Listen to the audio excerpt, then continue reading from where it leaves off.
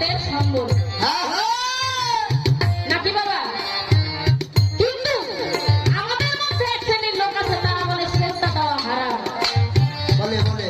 তাদের আকলটা একটু খুলে দেওয়া যাওয়ার জন্য আর কি, তাদের জন্য একটু জ্ঞান হয়। আপনি বলে যাবেন আসলে সেজদার মাহাত্ম্যটা কি? আমার গানের মাঝে আরো আছে, যদি বলো বিনয় আল্লাহ সেজদা করো তারে, আমি কোরআন পড়িয়া দেখছি সূরা ইখলাসের ভিতরে, নিরাকার না শরীক আল্লাহ, জন্ম মৃত্যু নাই, তার মাতা পিতা আহার নিদ্রা কোনো কিছু নাই। আমরা লালন সাইজির একটা গানের মধ্যে শুনছি, যেই মুর্শিদ সেই তো রাসূল, ইহাতে নাই কোনো ভুল, খোদাও সে হয়।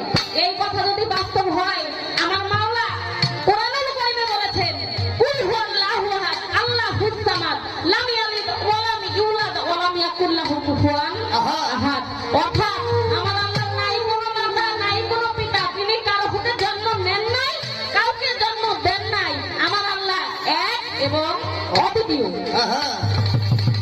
অর্থাৎ আমার আল্লাহর কোনো শরীক নাই।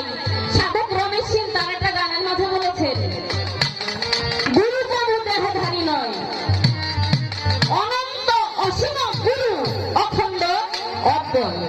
অর্থাৎ যে গুরু সে কভু দেহধারী নয়। কিন্তু দয়া, আজকে আমার যে দয়া, তার তো একটা দেহ আছে, হ্যাঁ?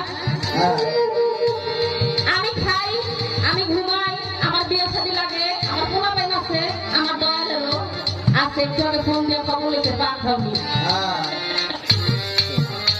তাহলে দয়া, আপনি একটু বলবেন, ওই যে রমেশ সিংহের গানের মাঝে বলেছে গুরু কোনো দেহধারী নয়, যেই গুরু দেহধারী নয়, আর আপনি গুরু দেহধারী, এই দুই গুরুর মধ্যে পার্থক্যটা কি, বা এই দুই গুরুর মধ্যে কোনো সম্পর্ক আছে?